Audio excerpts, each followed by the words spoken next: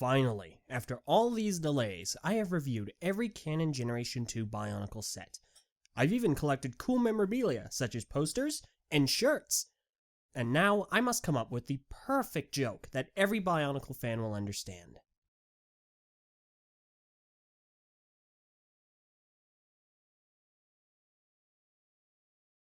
Perfect.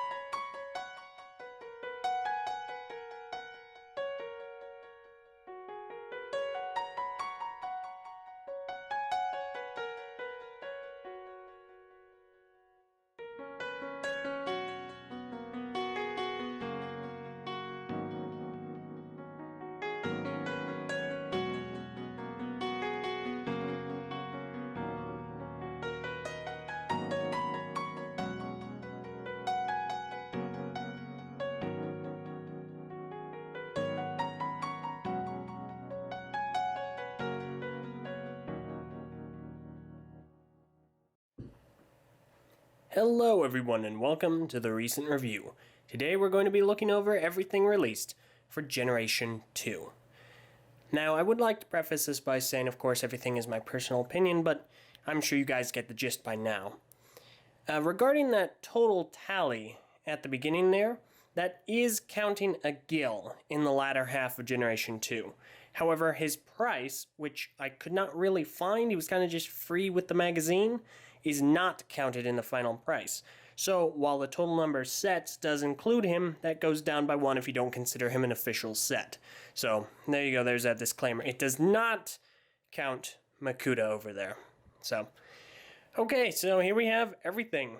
There are all the sets, or at least all the Canon Generation 2 sets. And from left to right we have 2015 all the way to 2016. Of course, we do have Makuta all the way over here. He's not technically a set, he's a combination model that did not get official instructions from LEGO. Additionally, he is holding, or at least has around him, 2 Masks of Ultimate Power. Those are made by Cyberhand of the community. They are not official LEGO pieces. And finally, of course, this is the last of the disclaimer stuff before I really get into the sets and stuff. We can see right in front of Kopaka right there, we do have a Shadow Trap. It is the model from Journey to 1. The Ice Shadow Trap from that. Also did not get official instructions, was never included in any official set, but the model is official since it showed up in the Journey to 1. So here we have it, everything from Generation 2. Evidently, there's not a whole lot I can do as far as grand spectacle, especially after the recap finale, but here is everything. Generation 2 has widely been regarded as controversial, to put it nicely. The hype regarding the second generation started in 2015, and we had found, or we were leaked, several photos, of course, of, what are they called, display cases? I forget, they're those things you see in toy stores and they have all the canisters in them. Anyhow, so we were leaked something from a member of a packaging company, some company somewhere that worked with LEGO, and they revealed that Bionicle would be coming back at least sometime in the near future. This was back in 2014. We got our first look at the Toa Masters, and everyone got kind of excited. Of course, they ended up coming out and some people were really unhappy because they used the CCBS, a creature and character building system that is most commonly associated with Hero Factory. However, LEGO seemed pretty happy with it at New York Comic Con 2014. So the sets came out and everyone seemed content for the time being, although the story was told in, 90-second bites online, and a couple of books coming out at the end of the year of 2015. Then, moving on in 2016, we got some more leaks, of course, and we got the Toa Uniters along with the creatures and Umarak the Hunter. Now, reception of these arguably were a little bit better because they had greebles and they looked a little bit more like Generation 1 sets. However, public opinion is still kind of up in the air as to whether or not 2015 or 2016 was the better year. Of course, the controversy primarily stems from the fact that it got cut short.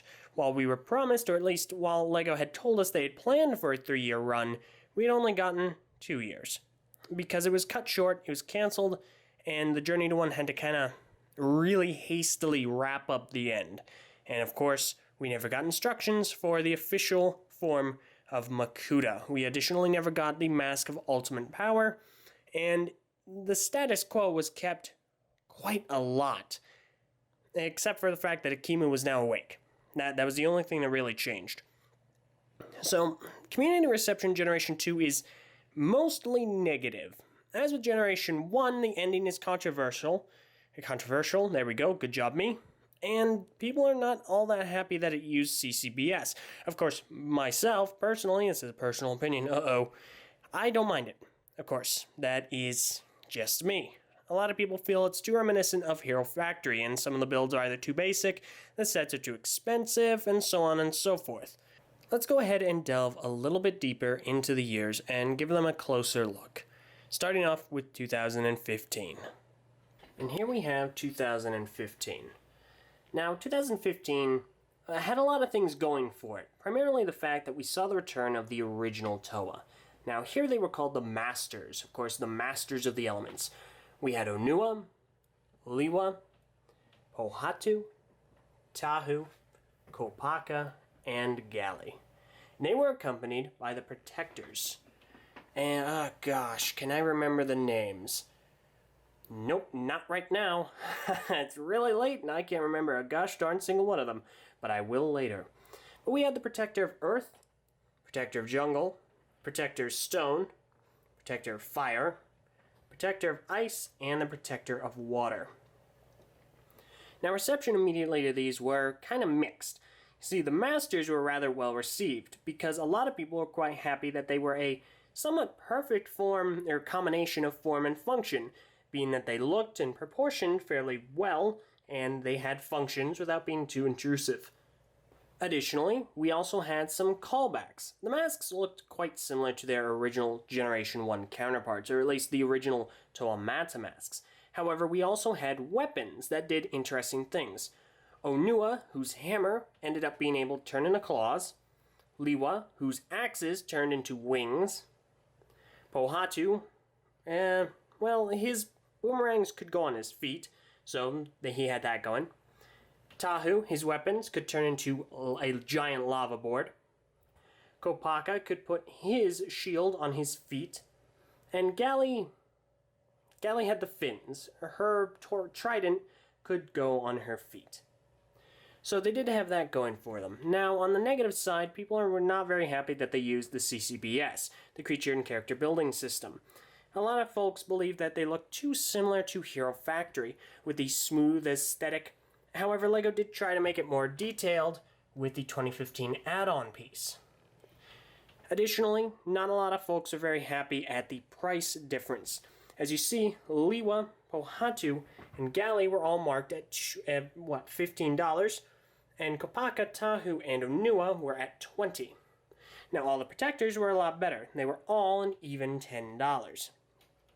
Now, the story revolves around the Masters falling from the sky after the Protectors, or at least descendants of these Protectors, called upon the heroes via the prophecy of heroes. And so the Masters, of course, fell from the sky, similar to Generation 1. They had no memory of who they were, where they came from, except for their names. They had to fight the evil Skull Spiders. And in order to do that, they had to find the masks of, the golden masks of power, I believe? And that, of course, you can see right here. So on and so forth. And so they did. They went on this great big quest to find them, and they succeeded. So they get the golden masks, and they go and awaken Akimu, the mask maker.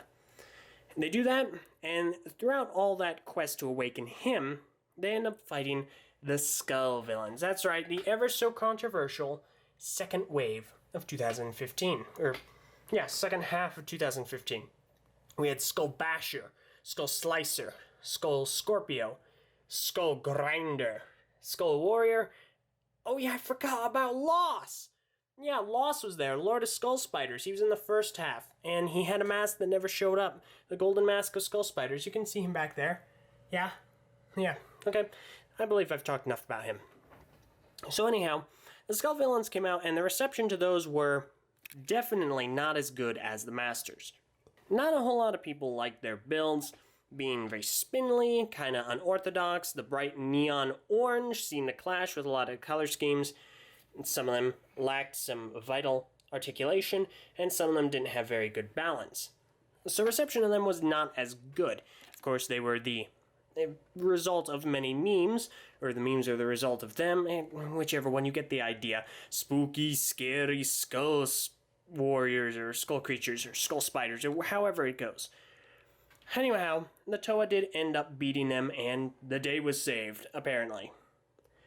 With that all out of the way, let's go ahead and move on to 2016, which takes place roughly a few minutes, maybe a few hours, after they dealt with all of this. And here we have 2016. Now, the Toa have been given an upgrade, although it's really an aesthetic upgrade. However, they go by new names. They go by the Toa Uniters. Here we have Onua, Uniter of Earth, Liwa, Uniter of Jungle, Pohatu, Uniter of Stone, Tahu, Uniter of Fire, Kopaka, Uniter of Ice, and Gali, Uniter of Water. Now, the Toa, similar to last year, had a similar price bracket except for Kopaka. And the reason for that being, well, let's get into it. See, the Toa did get a new upgrade, however, they were also given a new quest. They had to find new masks and also creatures, elemental creatures. And this meant the new small sets.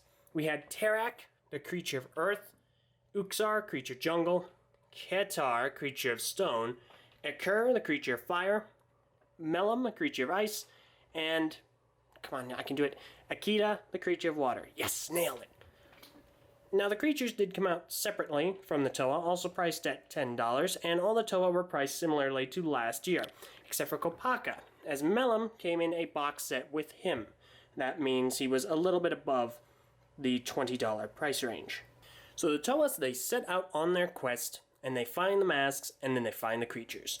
All the while, they are being hunted by Umarak the Hunter. Now, reception of all these is also mixed. However, it is slightly more positive, at least from what I can recall, than the Masters. And that is because of the new torso piece. As we can see here, there's a lot more detail to it. It looks more akin to Generation 1 torsos. And so we got quite a few of those. Now, of course, the unpopular opinion was that they clashed with the aesthetic, or that they did not work with the standard CCBS, being all greebly and technicky, while CCBS was smooth. Of course, some people do agree with that, however, I don't believe it was the prevailing opinion. Now, aside from that, some of the Masters were kind of hits and some were misses. Onua, generally people did like, consistent color scheme, and a generally well-received build. Same with Tahu and Kopaka.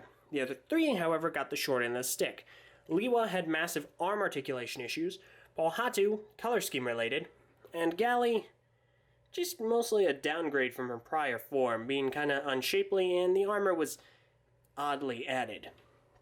And creatures were mostly well received, with the only massive exception being Ketar, as he was a scorpion plagued by many an issue. Umarak, on the other hand, was very well received. He is arguably one of the better villain sets that we've gotten in many years, or at least that's what a lot of people believe.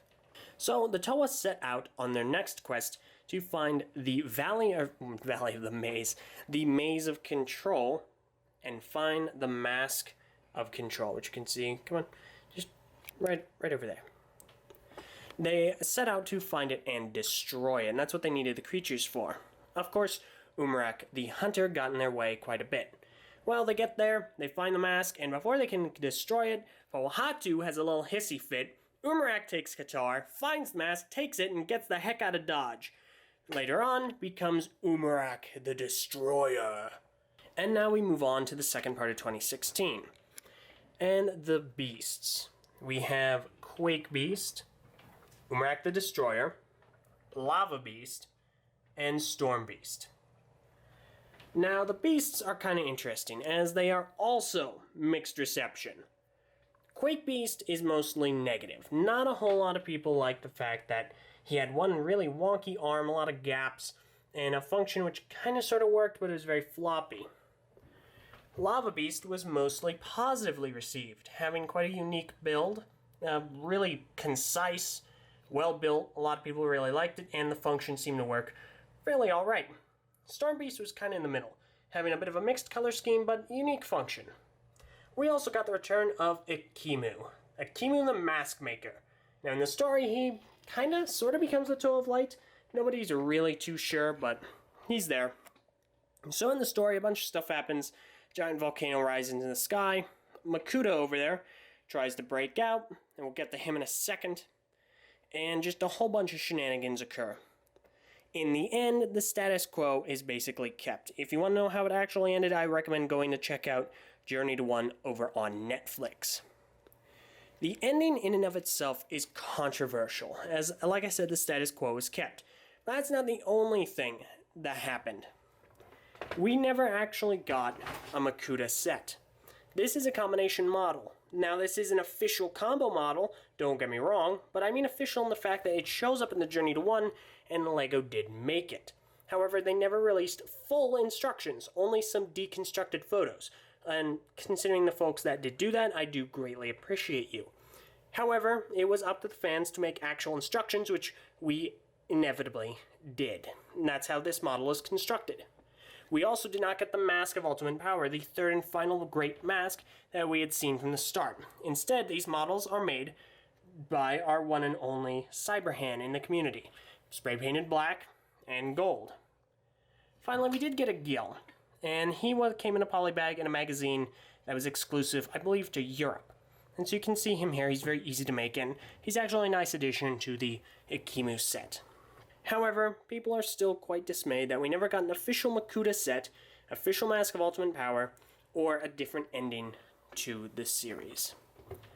And that basically sums it up. 2016 is controversial more so in its story than its sets specifically. So I believe that covers absolutely everything. Let's go ahead and get back to the overview. And that's really about everything. That is Generation 2 of Bionicle. What do you guys think? I'm pretty sure nobody really likes it more than Generation 1, but I figure I'll ask, which did you like better? But more importantly, which year did you like better? Did you prefer 2016, or did you prefer 2015? Feel free to let me know, either in the comments below or on the TTV message boards at board.ttvchannel.com. Thank you all very much for joining me, and I do apologize for all the delays that came with this series. The recents, unfortunately, were more of an obligation for me, not so much something I really wanted to do. And that being the case, I also got sick quite often throughout their debut, filming, everything. It was just an absolutely terrible mess the entire time, and I do apologize for that. Thankfully now we are done. Bionicle has been entirely reviewed. So let me know what you think in the comments below and the aforementioned TTV message boards. Thank you all very much for watching, and we'll see you again some other time. Farewell.